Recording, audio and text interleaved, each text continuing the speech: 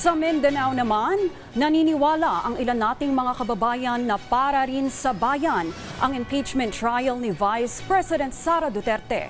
Anila, mahalagang malaman at masuri ang mga aligasyon at reklamo laban sa Vice Presidente. Si Justin Bulano ng Radyo Pilipinas Zamboanga sa sentro ng balita. Kung ang tricycle driver na si Kuya Henry ang tatanungin, dapat lang daw matuloy ang impeachment trial laban kay Vice President Sara Duterte para malaman ng publiko ang katotohanan. Kailangan talaga malaman ng mga tao, kailangan talaga yung impeachment para doon malaman yung lahat kung may kasalanan ba si Sara. Si Reynold naman, ikinatuwa na matutuloy na ang paglilitis laban sa bise. Para sa youth leader na gaya niya, mahalaga na malaman at masuri ng publiko ang mga aligasyon ng reklamo laban kay VP Sara.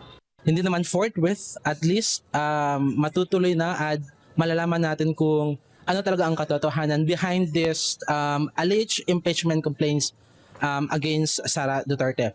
Kaya hiling ni Reynolds sa mga senator na tatayong senator judges? Forget your political color. So dapat tutunan natin ng pansin ang impeachment proceedings.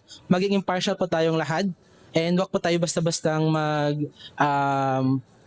i-dismiss yung case without hearing both sides ng defense and prosecutions. Patas at makatarungang proseso rin ang hiling ng vendor na si Nanay Angeles.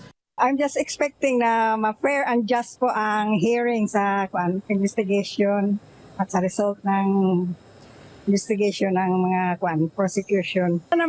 Hindi sila maging bias po sa desisyon nila.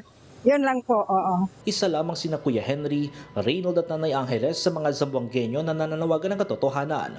At kung mapatunayang totoo ang mga aligasyon at reklamo laban kay VP Sara Duterte, hiling nila ipananagutan sa taong bayan. Mula rito sa Zamboanga City para sa Integrated State Media, Justin Bulano ng Radyo Pilipinas, Radyo Publiko.